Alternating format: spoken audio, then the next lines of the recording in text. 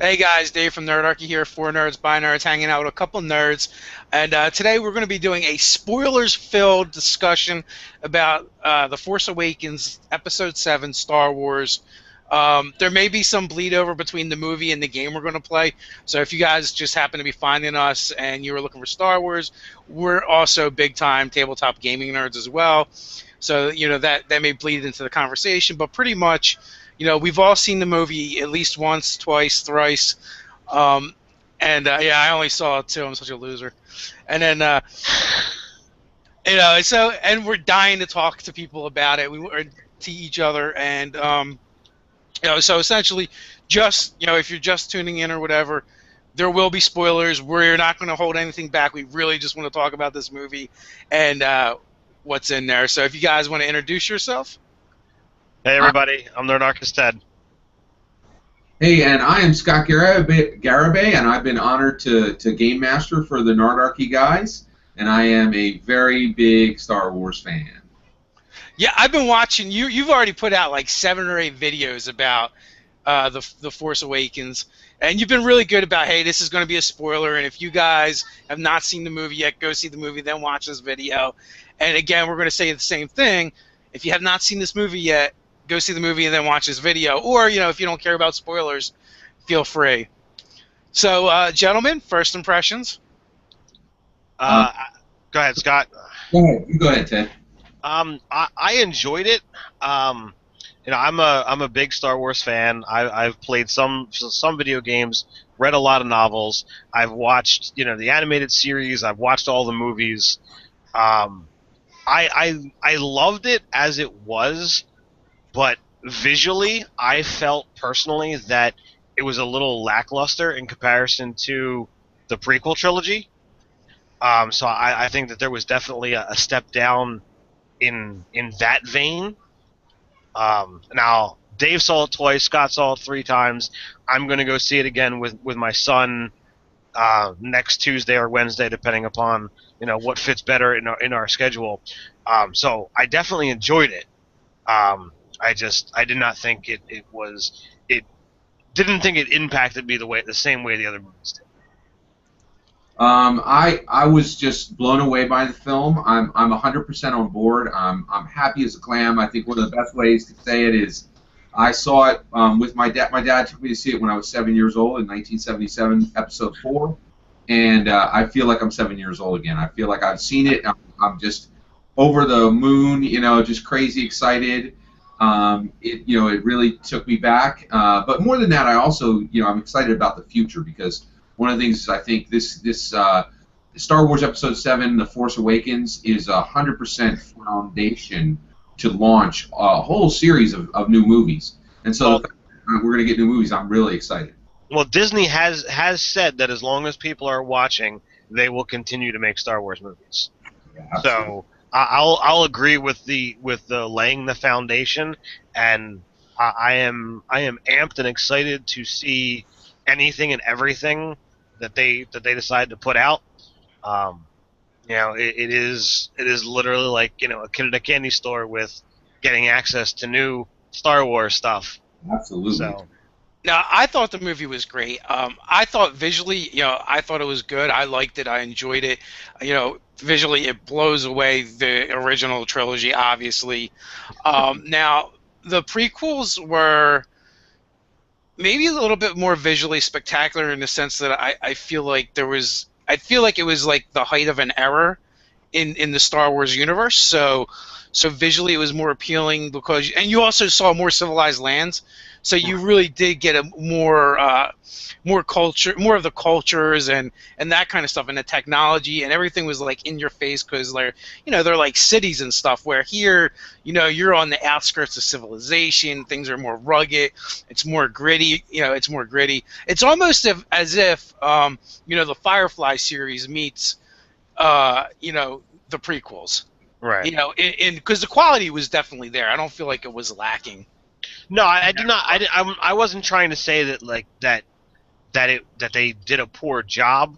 I was just saying that visually, it didn't really line up with what was done with the prequels. Oh, And go ahead, let me Scott. that. Yeah, let me jump in.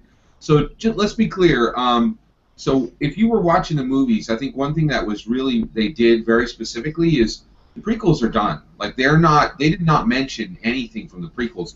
They didn't even put in races that were introduced in the prequels. So the prequels are really like they want to put that behind them. So this entire film was built to look like Star Wars Episode 4 with more action and a little bit more CGI. They really held back on the CGI quite a bit. So it was a very intentional design to make it, to really distance it from the prequels. They are very much putting the prequels So, behind. so I would say, right, to what Ted's saying, is where the prequels were very pristine in their texture. This is gritty, and it's intentionally so because Right. it wants to convey that kind of feeling. And that comes across, and I definitely see that.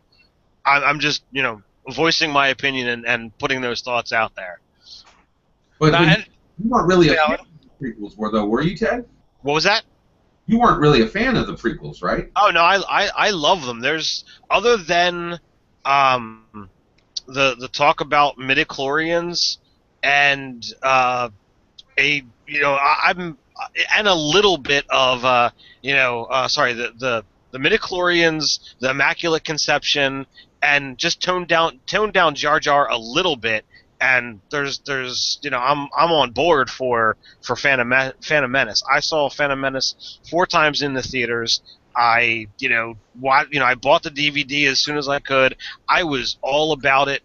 The total jumping point of Luke and Darth lightsaber going to Obi-Wan and Qui-Gon versus Darth Maul. Like, it didn't matter what else was there. That roped me in so hard. Yeah. Now, one other thing I think is really interesting is I think, I really see a lot of parallels between Dungeons and Dragons 4th edition and Dungeons and Dragons 5th edition and the prequels and now the third trilogy. Because I love the prequels as well, and I think the prequels were great movies, but the thing that we can't argue about, so we can argue with people and say, oh, the prequels were great, and they can say the prequels were terrible, but the thing that is absolutely a fact is it split the community. The prequels, it didn't bring everybody along, and so you lost really a large part of the community. And now Episode 7 is bringing everybody back, and they're doing that by binding everybody to Star Wars 4. This movie is kind of an echo of Star Wars 4, in my opinion. I love 4th edition. I love the prequels, and so in that way. But I did not. I hated the same thing about both those things. 4th edition lost half the community of Dungeons and Dragons. The prequels lost half the community of Star Wars, and now 5th edition has really allied all D&D players really around it, or the vast majority. And here Star Wars 7 is doing the same thing. It's restoring the community. All right. Go ahead, I want to touch on a point you just said, because Dave has said it. Scott, you've said it. That there's a similarity to A New Hope. Now, I've seen a lot of stuff on Facebook, and I've talked to people who have seen it. Do you feel that there are too many parallels, timeline and storyline of this happens between the two movies that messed with your head, or just was like, are we just repeating what we've already seen? Oh, not in the least. And see, when I say it's kind of an echo, it's from the way it looks, the way it feels, the humor, the action, the beats, the rhythm of it is like a song. It has the same rhythms, but really it's extremely different, in my opinion. It's really quite unique. Poe Dameron is, Poe, Finn, and Rey. These guys are nothing like Luke, Leia, and Han. They are really a whole new, kind of Dynamic. yeah, absolutely, a new dynamic completely. There's a mystery around Rey that was not equaled in any of the characters in the first film.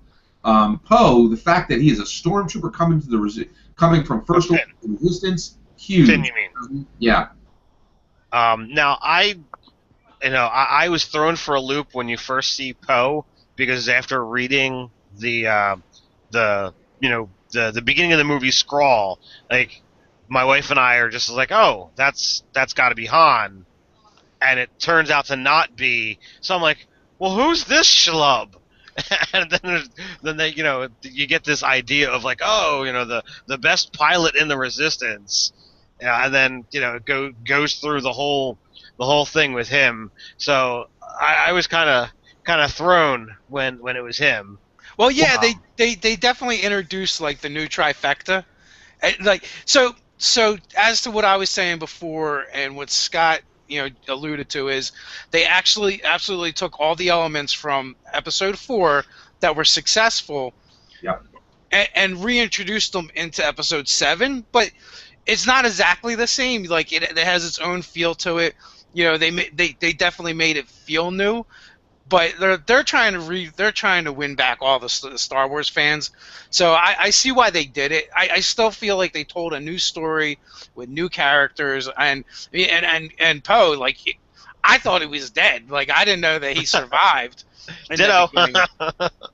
So Well, actually, I wanted to talk about Poe real quick. So one of the things I think is really amazing about all the characters, especially the new ones, especially all the new characters, they're like Russian nesting dolls. They're like, when you look, they really have, like you have to unpack them, right?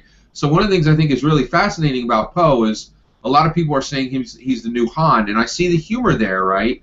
I also he's a great pilot as well. But one of the things that I really see Poe as that I don't think a lot of people get yet is Poe is a dog of war. He is Leia Organa, General Organa's dog of war. She unleashes him, and that's what she did. She sent him to go and get the map. He went and did that, and and like he's a killer. I mean, like he's very, very capable in a ship, very capable out of a ship. He's a soldier, and he serves General Leia Organa. I love that part where they're saying, "Hey, this guy has been sent by Organa to do this," and I was like, "Whoa, that's deep." You're establishing this new character, and you're tying him directly to the power of an older character, General Leia Organa, and how powerful she is, and like what she says gets done, and I thought that was really cool. So, right, like Poe he's filling the Han Solo role, and here's a perfect example where they recycle some of the elements, but they put a twist. He's the polar opposite of Han Solo. He's gonna follow orders. He's gonna play by the rules. He gets the job done. He's a company man.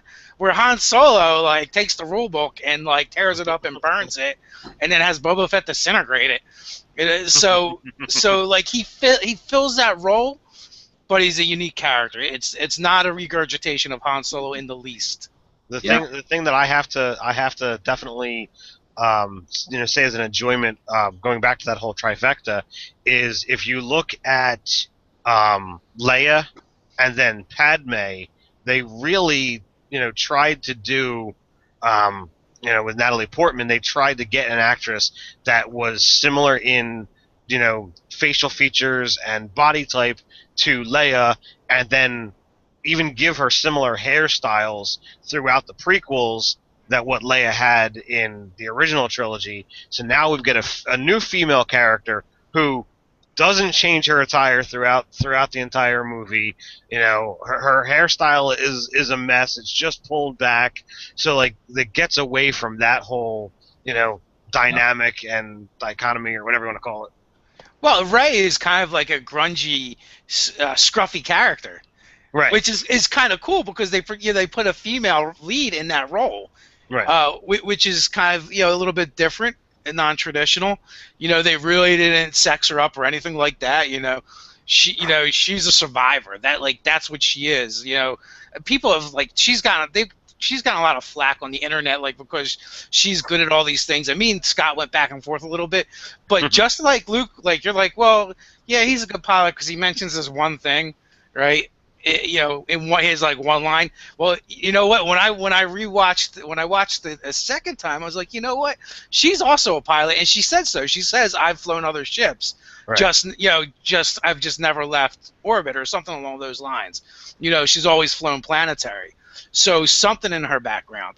And also, the other thing I wanted to point out too is, she also has that Resistance fighter pilot helmet with her. So that's that I think is another thing just alluding to she's a Skywalker Well, what a beautiful scene too, where in the very beginning on Jakku, she's sitting in front of that AT-AT walker, which is just and I think it was it's really deep, right? So you see this AT-AT walker, and this is something that was powerful and was a major threat in other films, and now it's just junk laying in the sand.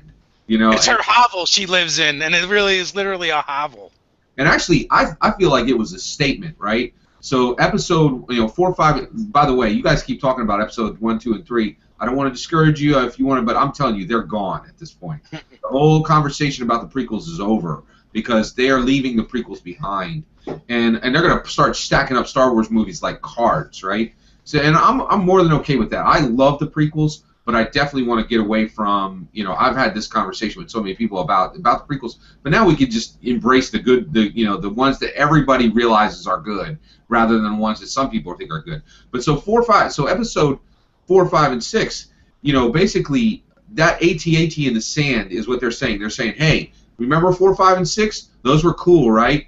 But they're going to be old relics. Wait till you see what we got for you now. And I think that's exactly what episode 7 was. Episode 7 was on top of episode 4, 5, and 6. I think it's a better movie. It's the best Star Wars film so far.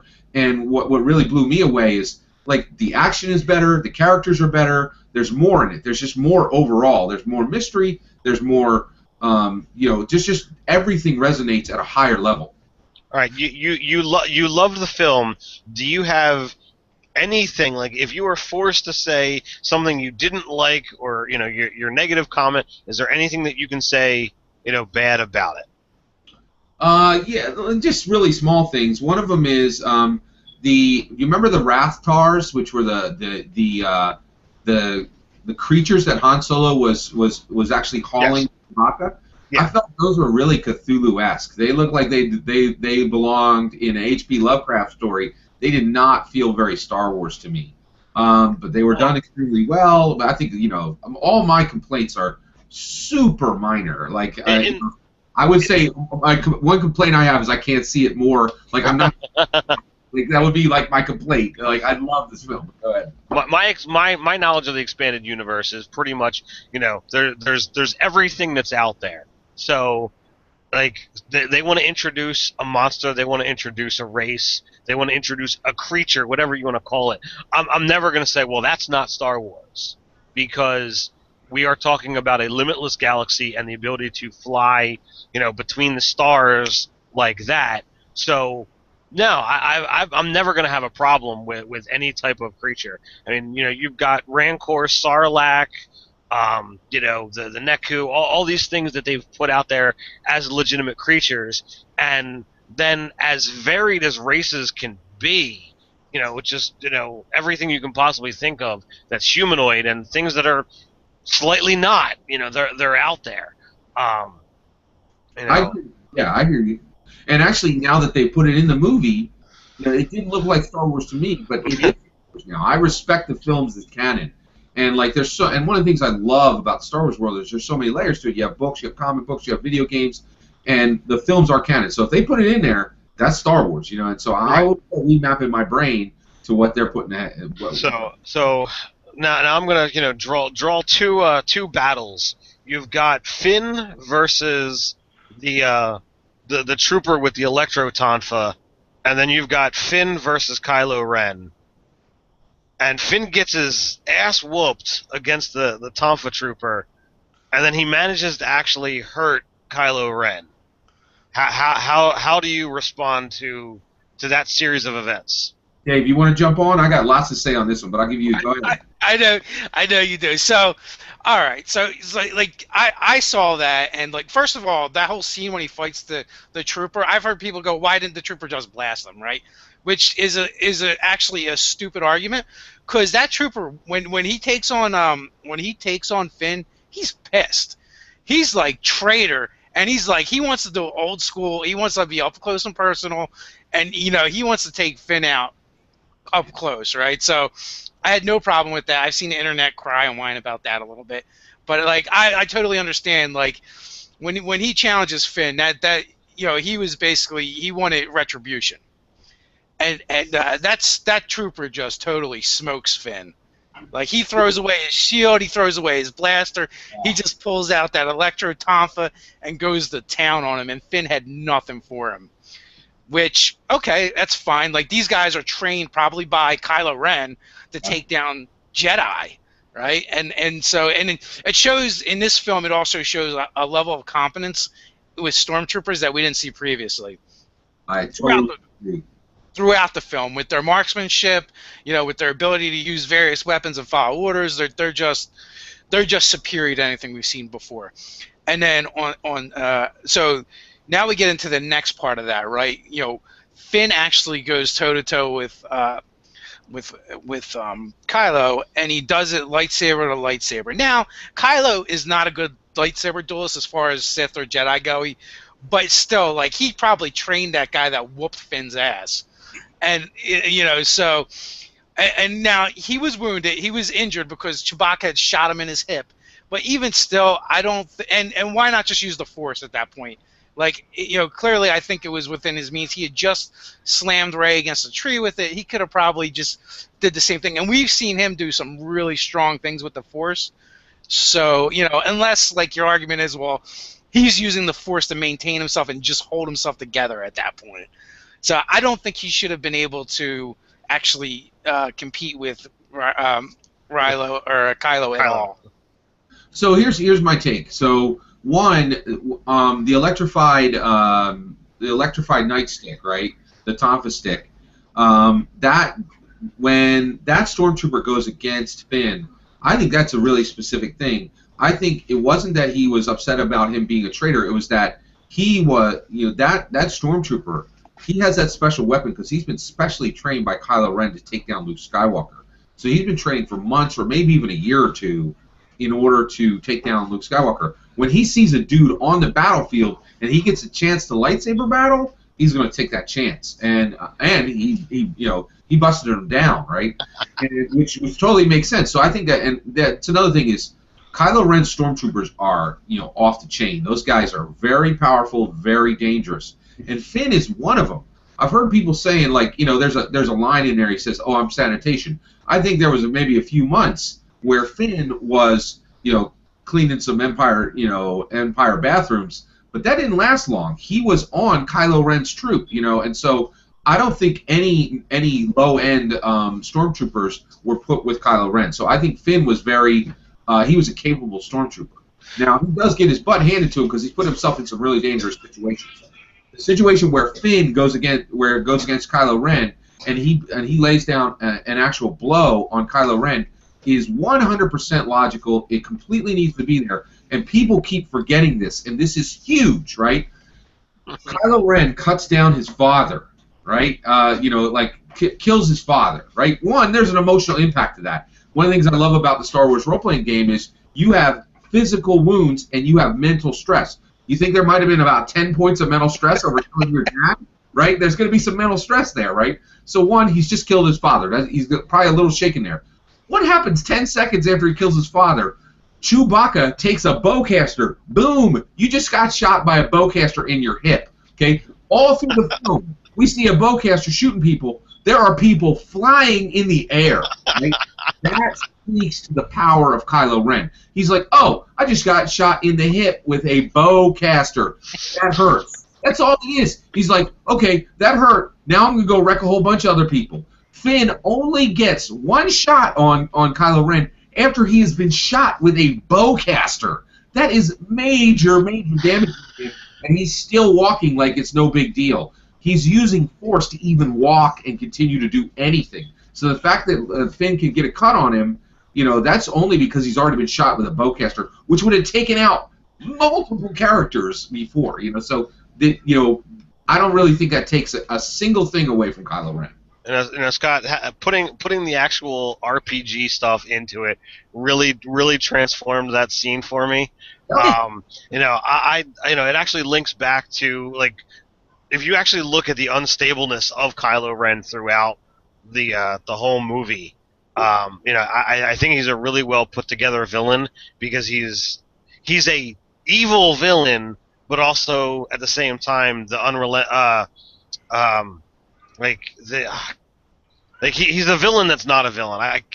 totally blanking on the word at the moment. Because like he's talking to himself, and he talks about warring between whether he should go light or should go dark.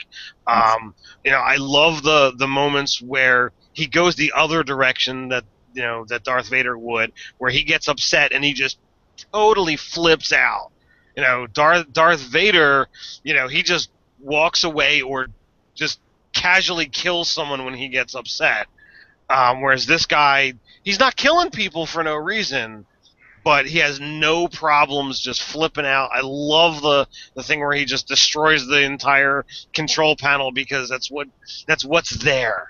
Actually, too, like you just spoke to something that I really didn't put a lot of thought into, and the fact that he basically he definitely has anger issues, and his unbridled rage just takes him at different times. Yeah, you just said something that was really important, and I wasn't really paying attention to in the movie. It's the fact that he never unleashes that rage upon anybody around him, any of his subordinates, where Darth Vader had been like, force choke, force choke, force choke. Darth Vader's force choking people through a viewing monitor, and all he does, and all Kylo Ren does is he flips out and just starts breaking stuff. Yeah, it's almost like a temper tantrum, like a child. I've heard people saying that he is having tantrums. One, I am Team Kylo Ren. All right, he is like I honestly think he's better than Darth Vader. So I'm really in his camp, right? And I don't believe that what he was displaying was a tantrum. I would call them dark force user rage sessions. Right? It's a much better way of explaining what was happening. You can call it whatever you want. I just don't want to be on the receiving end of it. How about that? I like it because it adds a different level to the character, a different depth than other characters we've seen. So we're not seeing they're not rehashing the same villains over and over again. I know, one of the things too is people talk about the helmet. Why does he even wear it? And he'll just take it off in front of people. Clearly the helmet, he's paying homage to Darth Vader. It's absolutely. Well, yeah, I mean he's got Darth Vader's helmet from the burial scene on Endor, and he clearly pays homage to it, shows respect to it. So he wears the helmet, but. I had a conversation, I don't know whether it was with you, Dave, or with someone else, where I was talking about that when he takes off the helmet, I just totally don't see villain anymore. He's still young at this point in time, and he just he's got that youthful face, and it just doesn't strike fear the way it does when he's walking around with his mask on. So I think if you had that mask off and you saw him do one of those temper tantrums, you would completely change your mind. I think if you saw his face contorted with the rage and the spittle flying, And the other thing that's really cool about his tantrums, his rage, is they go as fast as they come, as if nothing even happened. Yeah. Yeah, the other thing about the mask is I thought it was great. I think we get, it really limited Darth Vader, because think about it. Think about the scene that you have with Han Solo, with Kylo Ren killing Han Solo. What does that scene look like if the mask's not off? And Adam Driver, he's the actor. There were tears in his eyes, and you could see every single emotion he was feeling. And so one of the things I think is really interesting. Yeah, go ahead, Ted. No, I'll agree with that point. That you can't have that scene and have his face covered, because you're going to lose that. And I've done those type of scenes. I've done stage work, so I know that when you have to do an emotion, you've got to be seen. You've got to be heard. So I totally get that. I don't feel that he's as imposing, as scary, if you will. Well, wait till Episode 8 when he has that big hunking scar on his face from Rey. Well, that's going to make a change. I don't think that scar is going to be there that much. One, he can use his force powers to heal it. The other thing is we need to get into it, all right? So one of the things is him being able to take off the helmet is not for you, me, and Dave, right?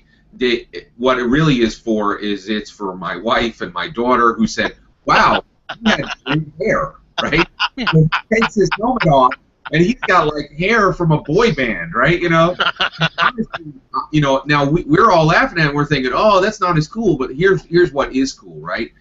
They did a study right before this movie came out, and they knew exactly how many people were going to go to this movie. Star Wars scales at 70% male, 30% female. I'll tell you right now, Adam Driver as Kylo Ren, that number's going to go 40-60, maybe that number's going to go 50-50. It's definitely going to help bring, and I'm all for more females coming in as Star Wars fans because it helps our community as Star Wars fans. Well, I'll tell you this: I know far more females that are Star Wars fans than D&D fans. So I don't know that there's a shortage of female fans in the Star Wars genre. It's just one of those things. Like. So wait, we got a cameo coming in. This is my Autumn. She's got a little something to say. Oh, and here's Logan too. All right, Autumn, go right ahead. Sorry, just what you were talking about. Well, I felt like Darth Vader obviously had the helmet because he needed it. But Kylo Ren was a fully healthy human, so it would have been weird if he didn't take it off. Because right. I would have been like, why is he wearing the helmet? He didn't need it. And to your point, he wasn't that attractive.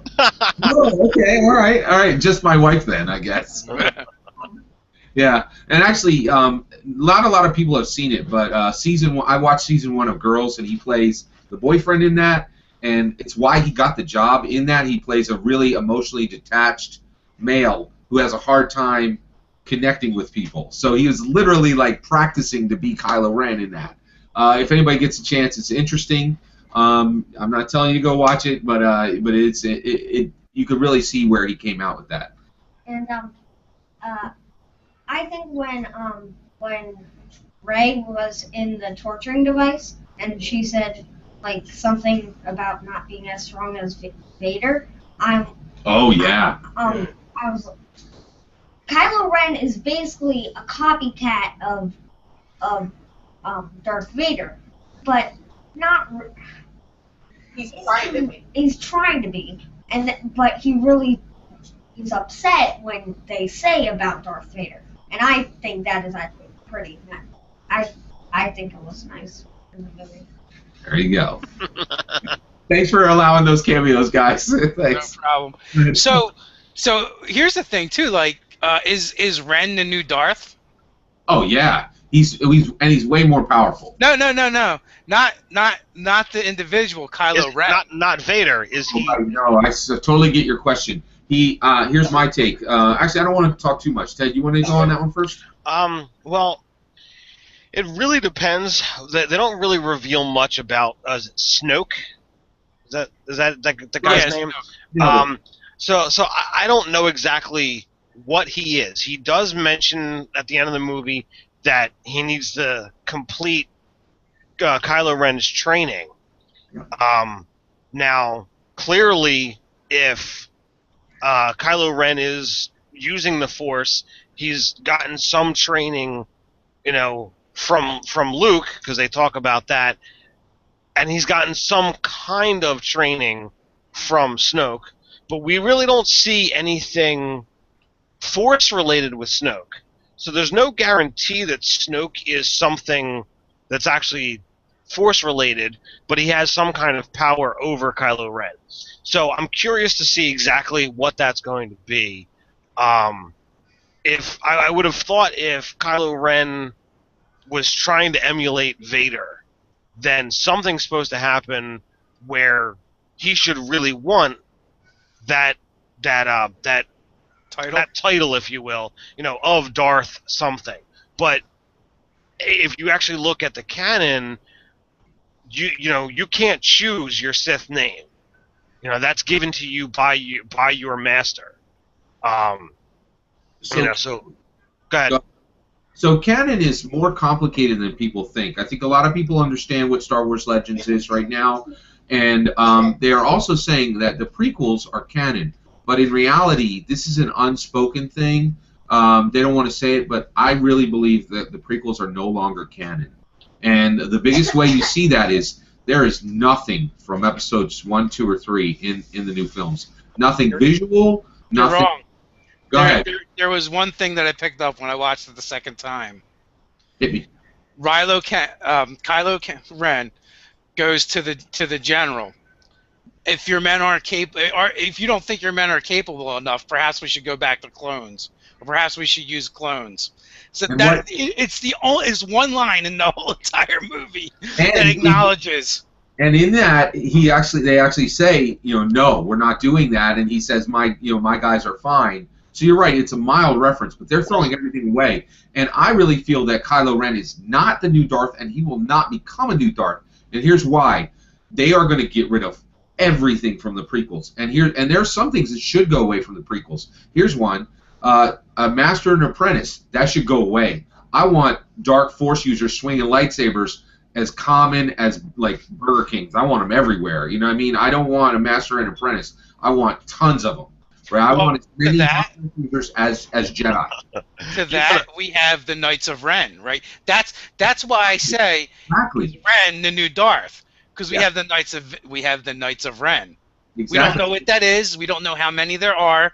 We don't know what their aptitude is on a martial level or using the dark side or anything. The closest we get to even maybe seeing the Knights of Ren is where there's that one scene when there's Luke's where there's Rey and she has the vision and she sees Kylo Ren with some figures. Like some of them are clearly stormtroopers.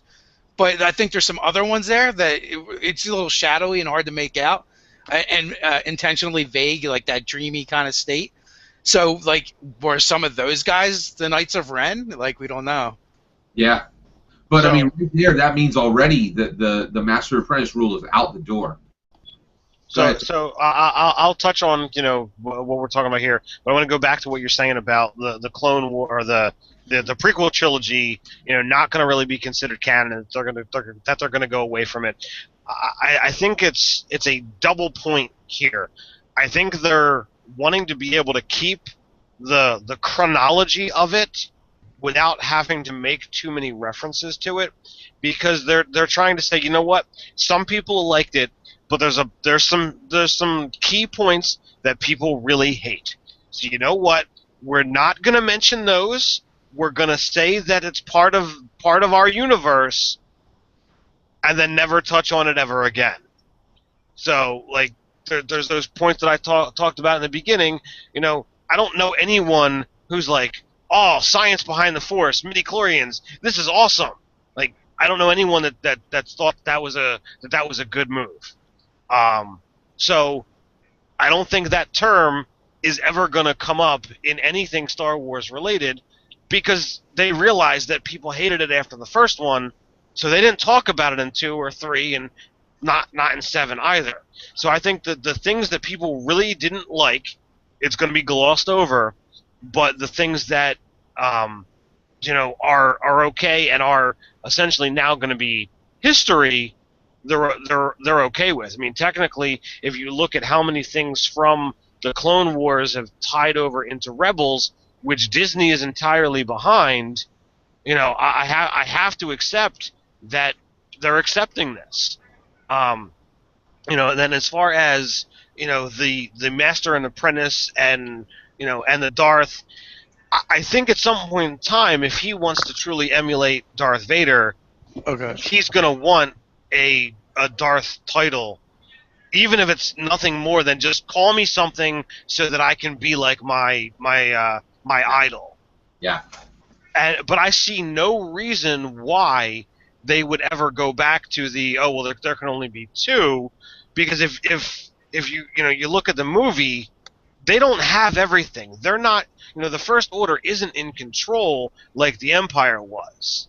There's the Republic, there's the Outer Rim, there's the First Order. Was. And there's what?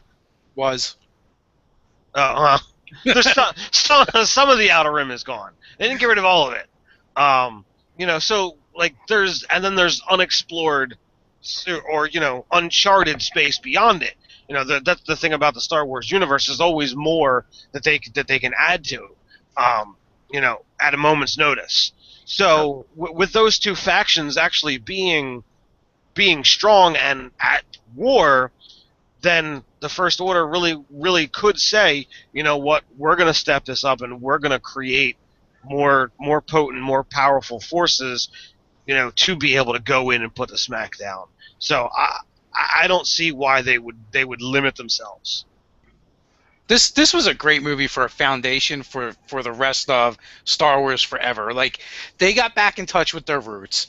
They said, hey, they opened it up and made it enough like the original New Hope to bring in the old fans and say, look, no, this is your warm fuzzy Star Wars you've always known and loved, and we got all these cool things that you like, and except we're gonna kill Han. There's that. There's no Ewoks and Jar Jar Binks, and we're not doing these silly things.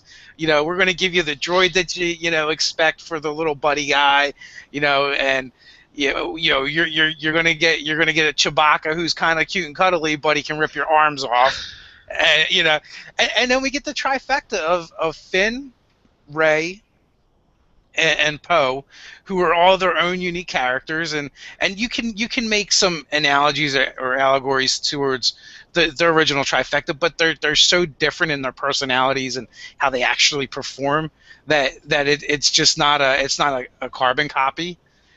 So it makes it fun. The fact that we're seeing stormtroopers as conscripts from a very young age, where they're pulled away from their parents, and they're brainwashed and basically programmed to be stormtroopers. And even to what you were saying, Skies, like we joke about the fact that he was a janitor, or Finn was a janitor or a trash man, but if you join the army, you get a job. Like, if you're infantry, you still have like another job as well. It's not just infantry. You're gonna have other duties that you do. That just happened to be his other duty. So so it's not that big deal, but it makes for a funny comedy point in the movie. And Finn was a really interesting character because he's uncertain and he's unsure, yet he's always trying to like show this false bravado, that he's something else. So I want to talk a little bit about Chewbacca, and the only reason why is you kind of came across him there. So I have that. So just talking about, hey, we're grounding this. We have the old, we have the new. So I feel Chewbacca is an incredibly unique character because I feel he is old and new. I have this theory that Chewbacca is, of course he came from the original series. He's in 4, 5, and 6. He's in every single Star Wars movie. And I think he will be in every single Star Wars movie going forward. And the reason why is the Millennium Falcon is always there because, you don't have to pay the Millennium Falcon to be in the movie, right? R2-D2 and C-3PO, they're droids. They always look the same. The age of the characters doesn't matter. Chewbacca is the same thing. You can keep Chewbacca forever. He is a forever character. That's just kind of a theory. What do you guys think of that? It's valid because you're right. They can put anybody in that suit who's a decent actor. They can replicate Chewbacca's personality. And also, like, I wonder, like Ted said, I don't remember this, but Ted said in Episode 3, Chewbacca's in that. So it makes Chewbacca very old. Like, I don't know how long Wookiees live. Right. Well, I'll tell you right now, they're the new elves. They're going to be 3, 5, however long they can do it, because they're going to want him in there forever. And there's a really good reason to keep Chewbacca in there forever. And one of the reasons I feel like that he should be in there forever is when I saw the movie for the first time, I thought for sure that I knew one of the main three was going to die, Han, Luke, or Leia, and I hadn't been spoiled, but I just logically it made sense, right? So when I thought, well, when Han dies, I'm going to cry, and I didn't. I was just stunned. I was really more, I was stunned by how awesome the scene was. I was shocked by where it went. But where I actually shed tears in the first viewing was when Chewbacca sat next down to Rey as co-pilot. That I just lost it. I was just so moved by that because Chewbacca sitting down as co-pilot, that has meaning. I mean that is a big deal to Star Wars fans, Yeah. And the other thing too, like when it comes to the Chewbacca character, like like, as you know, when I remember watching those movies for the first time, you know, like he's your favorite. Yeah, he speaks to your inner tween or your young teen. You know, my son like is over the moon for Chewbacca. Like they all, you know, kids just love Chewbacca. All right. According to the Star Wars wiki, based off of the Star Wars role-playing game, a 300-year-old Wookiee is middle-aged. Right. So they can live to be 600 years old. Yeah. And we know that Captain Tarful and Chewbacca were the Wookiees that got Yoda to safety at the end of the Clone Wars. At the end of Revenge of the Sith, I should say. Now, we don't know exactly how old Chewbacca was there, but based off of extraneous data, he was considered young, because Han Solo has been with him since he was young, as they've said in the different books, and I believe it's in New Hope or Empire that they talk about the time they've spent together. So clearly we could have another 100 years, before Chewbacca is even, considering getting close to middle-aged. So if you want to put another 400 years worth of, Star Wars movies together, Chewbacca can be there. Exactly, and I think it's great because I love him. I think he's a great character. Somebody's got to fly the Millennium Falcon. It ain't gonna fly itself. Yeah. Chewbacca is a very interesting character. I'm glad to see he's back, and I didn't get welled up when Chewbacca sat down. I was more inclined to like jump up and shout for joy. Like I thought that was awesome. So I like Chewbacca. I think he's a cool character. Well, you know what? That's something different too, right? Well, the main characters actually got hurt, in the first movie this time around. That didn't die. That is, so Chewbacca pretty early on takes a blaster shot to the shoulder. Yes. Well, also I feel like so you have Poe, you have Finn, and you have Rey, and they're all new characters. I feel like a serious new character is the bowcaster, the Wookiee bowcaster. We got to see that thing up front. Like, it was always, like, you got to see it really close. You got to see, Han got to shoot the bowcaster for the first time. Like, it was really, I really like seeing that weapon up close, and it was major, man. They wrecked some dudes with that thing. Well, yeah, it was kind of funny, too, that for the first time, like, figure all the time they've been together, Han uses the bowcaster because Chewie's hurt, and he's like, here, let me see that. And he's like, oh, I like this. This is powerful. So later on, he's like, let me use that again. So, guys, I got real quick, Logan, come on over here. So Logan's been pulling my leg here, and he said he wants us to talk about. What do you want us to talk about, buddy? The new Star. The new Starkiller Base. So that thing sucks up a sun and then shoots it out. What do you guys think of the Starkiller? Right, there's a couple things to talk about on this. Number one, there's the nod to the original script. It's called the Starkiller primarily because that was Luke's original last name. He was Luke Starkiller. So I thought that was really cool that they actually found a way to loop that back in. Second, the station or the Starkiller, it's built around a planet, correct? Yeah. Now, according to the information that it says it sucks, power out of the sun to be able to unleash that energy. Now, obviously, we're talking about, technology well beyond what our means is. Now, is it supposed to be a situation where it destroys the sun in order to be able to fire, or does it just suck energy, solar energy in and then compress it and fire it out? Because if it destroys the sun and it's around a planet, like, is it moving an entire planet to a new place to be able to answer this question? My wife is going to answer this question. In the movie, it says that it absorbs the energy from the star until the star is gone. It specifically says until the star is gone.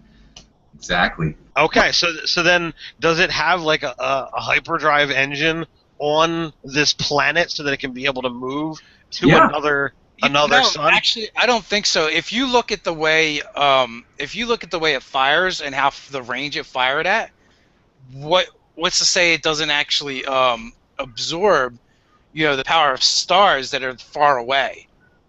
It kind of locks onto a star that's far away, absorbs the energy, and then puts it back out. Right, and when it's done absorbing that energy, that star is gone. It literally eats it, which is, that is crazy, right? And they destroyed an entire star system. I mean, Yes. it was like 5 planets they destroyed. That's crazy. It's a very, very powerful weapon. You can't make an omelet without breaking a few eggs, man. There you go. There you go. So I don't know what its star sucking capability it is, but when we're talking about stars being light years away, what is a viable target? And I'm not even going to try to get into the science and pseudoscience of Star Wars and Star Trek to be able to say what's possible. I just I'm just like, all right, I'm utterly impressed with it. Why you would build this, sphere around a planet as opposed to just building a Death Star? I don't know. Just the sheer amount of materials necessary is crazy. But maybe they need that. Maybe they need the actual force of gravity to hold things in place during construction. I don't know. Well, I think really the Star Killer is also a nod to the Death Stars, Oh, right? absolutely. But they didn't want to do another Death Star, so they made it different, but it's not really all that different. Right. It's one of the things that I've heard your gripes about. It's unoriginal, but hey, like the Death Stars worked, so why not build a better one? Yeah, and logically, you have a sound point. You don't change what works. Well, the other If thing. if it ain't broke, don't fix it. Well, the other thing is they really used the Starkiller Base in a really unique way in the movie, in a way that was extremely important to the drama of the film. And I'm really curious what you guys think of this. So I've been reading a lot about the film, and I've been watching a lot of other reviews. And so one of the theories that was put out there that I thought was really fascinating was when Kylo Ren is standing in front of Han Solo, and he has his lightsaber out, and Han puts his hands on the lightsaber. The Starkiller Base is sucking up a star at that very moment, right? And it's almost done, right? And so the last vestiges of the light of the star are going into the Starkiller, and so that it'll be fully charged, right? And so you see this light, and then literally at the decision moment, there's light shining on Kylo Ren, and then the star dies, and darkness descends on Han and Kylo Ren. And some people think that he made his decision when it became dark, and that if it had remained light longer, he might have just let go of the lightsaber, and Han would have taken it. Do you guys think for a second that Kylo Ren would have spared him if the light had remained longer? I don't actually believe Kylo Ren is that conflicted. Like, he feels the pull of the light side, but he wants to be like his ultimate role model, his hero. He wants to be Darth Vader. He's fully given himself to the dark side. Sure, there's some vestiges of the light, just like there were in Vader, but ultimately, he's chosen his path. When that scene started to unfold, I knew one of them had to die. It would have been, I didn't completely discount Kylo Ren being the one to die, because it would have been an interesting plot twist. In some ways, it'd been Boba Fett and Darth Maul all over again. Introduced this really dramatic and visually appealing character, and then just wipe him out right away. But their decision to have him kill his father was really good, and you know, and I think that's where the movie did a good job. Those places where they could have tried to be like, oh, we're gonna really we're gonna recreate the New Hope and do some of these similar things. A lot of times, instead of going left, they went right when it got to those pivotal points. Like, oh no, we're not going to keep it a secret who Kylo Ren is. He's Han Solo's son. Right away, they tell you this.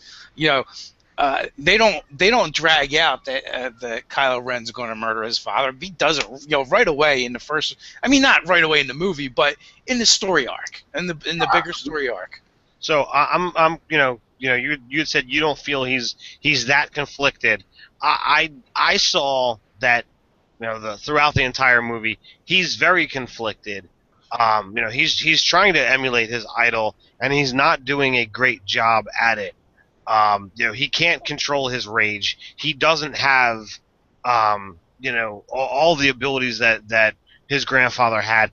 As Scott says, he's got abilities that no other force wielder had done in the past. So in some ways, yes, he's got other things that he can do. But when he's there on the bridge, I totally saw it as it was a moment of conflict. He didn't know what to do. Part of him acknowledges, this is my father here.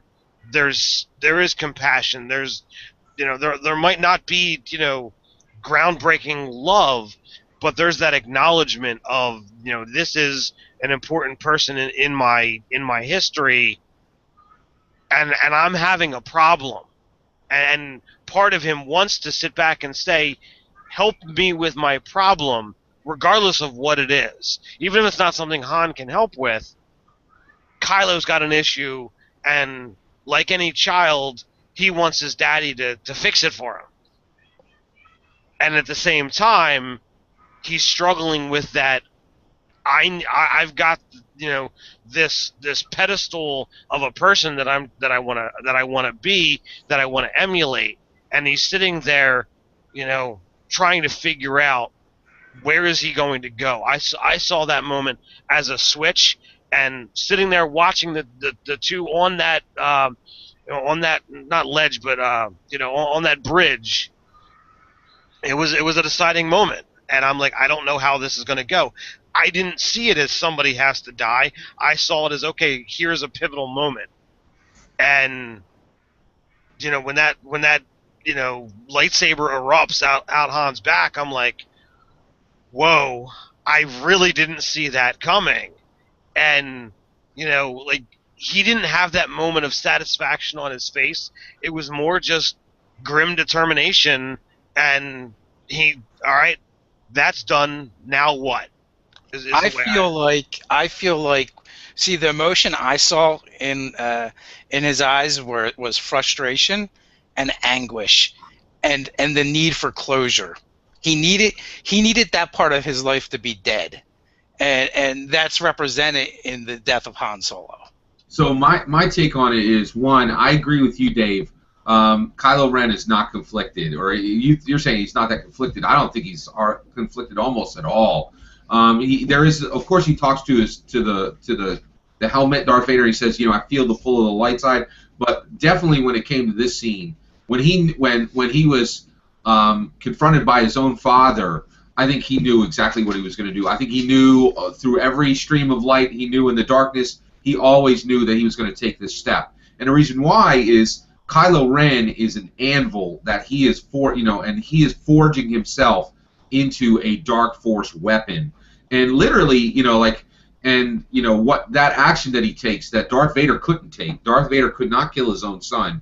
He takes that in movie, in movie 3, Darth Vader couldn't make that dark force decision. In movie 1, Kylo Ren makes that decision and is forging himself into a dark force weapon. Then later, when he's fighting Rey and Finn, he literally is like hammering on himself, on his chest and on his hip. He is forging himself. You can see it, and I think without a doubt, he did things Darth Vader couldn't do in this movie. In the next movie, man, Kylo Ren will make Darth Vader look like Hello Kitty. I mean, he is. In the next movie. Well, to speak to that, they've totally stepped up the Force, right? In this series so far. I mean, when you get to, the things that Rey's doing is using the Force untrained is crazy. And and she's obviously really strong in the Force, because she's able to do something no one else has been able to do, and that is resist Kylo Ren's intrusions into her mind once she set her mind to doing it. And at the end, when she's able to actually defeat him in lightsaber combat, you see her kind of like relive the words of Mats, and she feel the Force flow through her and basically enter like almost like a battle trance. And she's just got so much determination, and she's just a tough character. All right, so touching back to Rey, you brought this up before, and I didn't get Scott's opinion on it. What do you feel about Rey's mysterious past? Do you feel that she's Luke's daughter, or do you feel that that's not a thing? So I have a big theory on this. I appreciate you asking me. So I don't think anyone knows right now what Rey is, right? I don't think the writers of Star Wars know what she is. We don't know what she is, and this is really brilliant, right? So the Star Wars team, right? J.J. Abrams and Disney and all those guys, I really feel this movie is groundbreaking. It's doing a lot of things that have never been done before in a movie. So right now, why on earth should a company go and pay $250,000, $500,000, $1 million to a writer to write a story when they, for the next 30 days, right now this is happening, they could not do a thing, not pay anybody a single dime, wait and hear every single theory on the internet, pick the best one, use it for free, right, and go from there. And that's what they did. They were very careful about what they said and what they didn't, so that they'd be able to move in any direction they wanted. And what I would like to see is, I would like to see her not be Luke's daughter, and I would like to see her come from a different Force family, and so see her kind of disconnected. And then another big thing that I think is going to happen is, I think Luke Skywalker is the reason why he didn't take the lightsaber is he has moved beyond lightsabers. And so I think he's going to try to take her down a road that no other Jedi has ever been down before, and I actually think she will not be Luke's daughter. Okay. When I watch a movie the first time, I just try and watch it and enjoy it.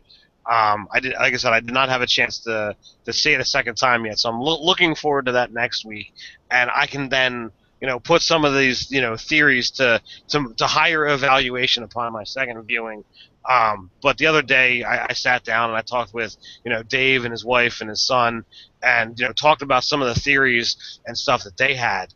And if you look at the scenes that lead up to Rey's involvement in the movie, Maz tells her that this was Luke Skywalker's lightsaber and his father's before him. It called to you, it's now yours. That could just be the will of the Force, and this was the nearest lightsaber, and she needs it to move on for the will of the Force, but it could also be a linkage to, it's a bloodline thing. Dave, you had said something to the extent of, since Luke left, R2-D2 was in low power mode, and he kind of awoke to Rey. So perhaps there's something going on with a sense to the bloodline. It's like, oh well, Luke might not be here, but his bloodline is. I guess this is, or his lightsaber, or it could have just been his lightsaber. But there's enough evidence out there to support it. Yeah. I personally, I don't care either way. I would love the idea that not everything in the Star Wars universe has to be related to a Skywalker for it to be powerful. Yeah. Obi-Wan Kenobi was an outstanding Jedi. Qui-Gon Jinn was an outstanding Jedi. Neither of them have Skywalker blood. Rey is actually Yoda's illegitimate daughter. That's right, guys. You heard it here first, Nerdarchy. Yeah, it's really interesting. You were talking about R2-D2 being on low power mode. You know, like there were just so many times in this that I just had all these strong feelings, and I mean, it really is. It's a very powerful film. Like, it blew me away that, you know, seeing R2 on low power mode, just back in this corner, it made me sad. Like, this is an inanimate object. You know, it moves around, but it's not a you know, a thinking, feeling being. But I really felt so sad when I saw R2 there. You know, and I really am attached to these droids at this point. And that was pretty big. And I love that scene where R2 comes out and BB-8 comes out, and they put the map together. And these two droids are as much a part of the Resistance as General Leia, Han Solo, Chewbacca, Luke. That's a big deal. I love that. Yeah, it's crazy how you had touched on this, Scott, in one of your videos, on how expressive BB-8 is, and even though he's you know, and R2 to some extent as well, and all they are like beeps and clicks. Yeah, it's really amazing. It speaks a lot to how good a job they've done. Really does. Yeah, so this is where I'm gonna, you know, grow some enemies in our fan base. I find BB-8 is kind of my Jar Jar. From moment one of the previews, I just didn't feel it. I don't really care about him. Don't really care for him. My son utterly adores him, and he hasn't even seen the movie yet. Anything in, you know, that was there is like, yeah, he's just kind of there. I can get like not being into him, but to actually compare him to Jar Jar Binks, that is really low, man. I found it annoying. I'm sorry. It's just,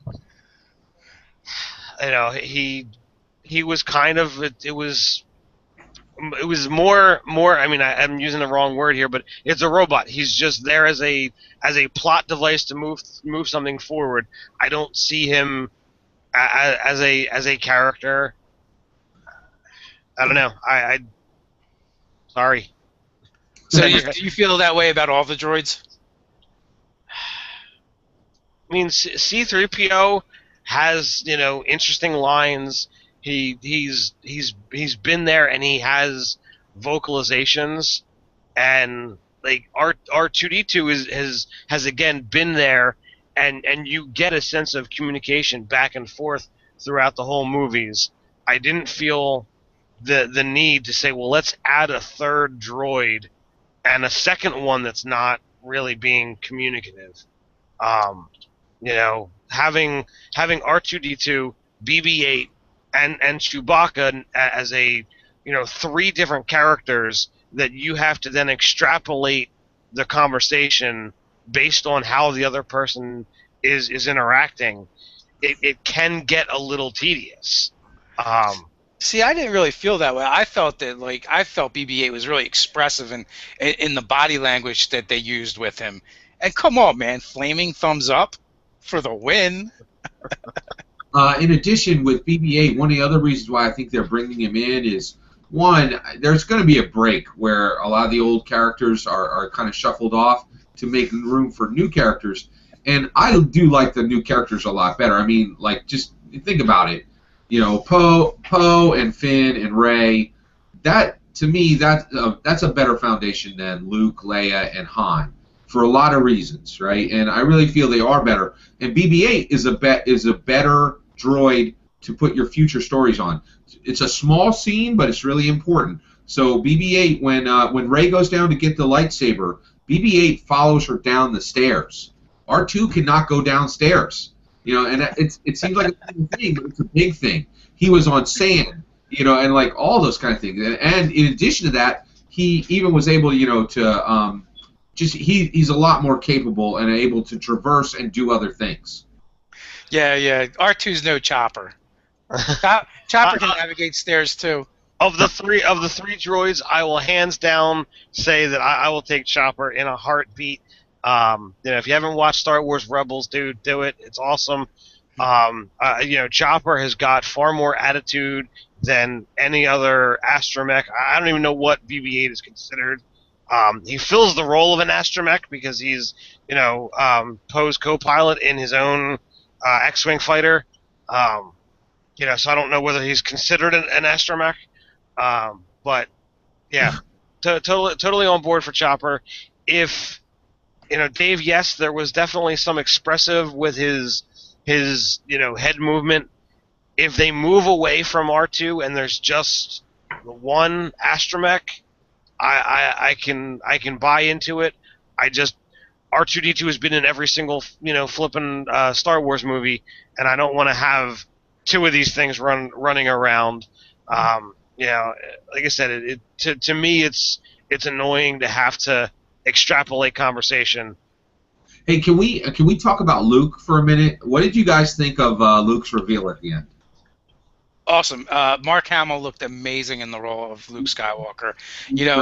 Obviously he was wearing a lot of clothes, so you couldn't really make it out his body too well. But it just based off of what you could see in his face, he looked perfect. The perfect amount of grizzledness to kind of like regalness at the same time. And I don't know, one of the things that really struck me was how all of his clothing was gray on the outside, but the inner folds of all of his clothing was white. Yeah, I don't know what if it means anything at all, but that just stood out in my mind. It was a moment of power. It totally strikes the chord that you definitely need to have a beard to be a proper Jedi. I without saying a word, you could sense the power coming from him. You just saw everything of the generations of Jedis through the movie just right there, and I loved it. It was. Well, what blew me away was when he took that hood back. I was like, wait, is that David Friant? No. Buddy. So also, I would all seriousness, it was powerful. I mean, so much was conveyed with his look to the screen, with his look to Rey.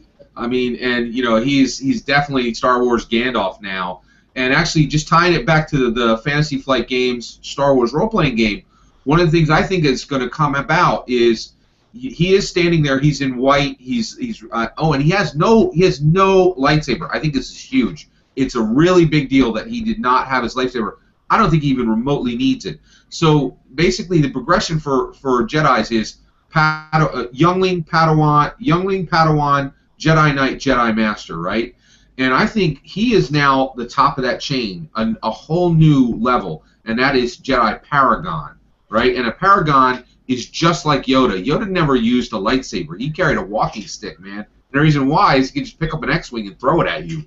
Like I think, Luke Skywalker is there. He is a Jedi Paragon at this point. He is a source of wisdom. He's a source of goodwill. He like kind of radiates the Force at this point. He's a source of training, and so like it's beneath him to swing a lightsaber at this point. And I think that's an amazing transition for the film itself, Well, we'll see come the next movie. He's going to be like lightsaber all over the place, and Scott's going to be like, oh, man! I'm calling it. I think he's going to go down exactly the way Ben Kenobi went down. He will probably, essentially let Kylo Ren cut him down. I don't think he's not going to be swinging a lightsaber. I really believe that's the case. And that's the way it should be. Ben went, he's like, oh, it's time for me. Cut him down, just disappears out of his robes, because that, and I think the same thing's going to happen with Luke. Well, I hope they do it a little bit differently. Yeah, I don't think they're going to go down that road. I'll agree with you, Scott, that he's not going to, potentially not touch a lightsaber. Allow that for the new generation to really shine. But at the same time, like, I think it would be a bad move for him to, just get cut down like, others in the past, for him to just become a spirit and, help others that way. I don't think it's like he'll be that mentor in the background, Or at least, he's got to establish a new order anyway first. Well, that's the other thing is I don't think he's capable of it. I really don't. I don't think he's going to create a Jedi Council or any of those things. And the reason why is, think about what he's dealing with, right? So Kylo Ren had major problems, and Luke and Han and Leia came to him and said, hey, we need you to train this guy. And it went totally south. And in addition to that, think of how much conflict he has. He needs to cut Kylo Ren down, and I think he could do it in a New York second. He could easily take down Kylo Ren, but he can't do it because he cannot kill Han and Leia's son. He can't do it. His nephew, too. So it's like. And what a great story! I mean, that is just a fantastically written story. So time will tell. I don't know. We've been going for a while. I want to wrap this up, I think. Is there anything you guys want to leave off with? I mean, I know you guys that are watching, we jumped around, and we may do another one of these if people want us to. I mean, it's just one of those things you can talk about on and on and on. Logan, I want to jump in real quick before we end it, but go ahead. Okay. I think Kylo Ren will not be in the next movie because he literally, like, died. Because, like, the planet exploded. Like, he thinks Kylo didn't make it off the planet. Darth Vader died on the Death Star, but this is an even bigger Death Star. So how would he live? It's a good question, buddy. Good question. Thanks. All right. All I know is Snoke, or what's his face? Snoke did send that general to go retrieve Kylo Ren. That's so right. I assume he's going to be retrieved. You Just guys going to go out on a limb here. You're patient with my son's questions. Thank you. That's okay. Give him some Fantastic Four comic books to read with Dr. Doom. Be like, look, see how often he dies. I hear you. Nah, that's fine, and it's cool that he's weighing in and he's giving his own opinions. It's the next generation, of fan. It's awesome. And how about that? We didn't even touch on that. Like we went and saw these movies in the movie theaters as kids with our parents, and now. I definitely saw Empire Strikes Back in the movie theater. I was born in '75, so I did not see New Hope in the theater. I don't think I did anyway, or I don't remember if I did. But being able to take my kids to see Star Wars now is freaking amazing. Yeah, it really is awesome. It's really generational too, and I think that's a big deal. This is generational, and it is really opening up to a much broader audience than we've had before, which I think is great for the community. And I really, really feel, I mean, just like you said, Ted and you guys have already discussed this. I've been discussing it with people. We're discussing it now. It really has a great community, and that is when you're looking at a pristine, wonderful intellectual property, when the community around it is inspired by it and built up by it, and that's really what we're seeing. This movie is pulling people back, giving people a source of joy, and really, just kind of binding people. And I think that's a great thing. Excellent. You have final thoughts, Ted? I kind of agree. I feel that the movie was well done. I look forward to all the future that comes next. So sorry to the little guy, Kylo. Kylo made it. There's no reason why Snoke would say, let's continue Kylo Ren's training if he didn't quite make it. Be one hell of a plot twist, though. But, there's so many different places that it can go from here, and I'm just waiting to see what those things happen to be. Yeah, amen. So I guess with that, if you guys, continue the conversation down in the comments below, feel free. I mean, I've got the word spoilers all over this thing, so hopefully, when people come and if they don't want to be spoiled, they know to go somewhere else. I tried to make it obvious, but yeah, we're excited about the movie. You only said it about 7 times in the beginning, so I'm certain somebody's gonna be like, "Oh my God, how could you tell me that Han dies?" Yeah, we've greatly enjoyed the movie. I'm excited for the next movie. There's the internet's nitpicking over little things that I don't think matter. Well, I enjoyed it. The internet is always going to nitpick over the little things. That's what the internet's there for, isn't it? Yeah, pretty much. So, for all you guys out there who's been watching with us, we've been up to like almost 40 people with this live view, and we put it together last minute, and I just threw out a quick blurb on Facebook. I want to thank you guys for hanging out with us, and like I said, you're awesome. They are awesome. You guys can Awesome. continue with the conversation down in the comments below. And so until next time, Stay nerdy. nerdy.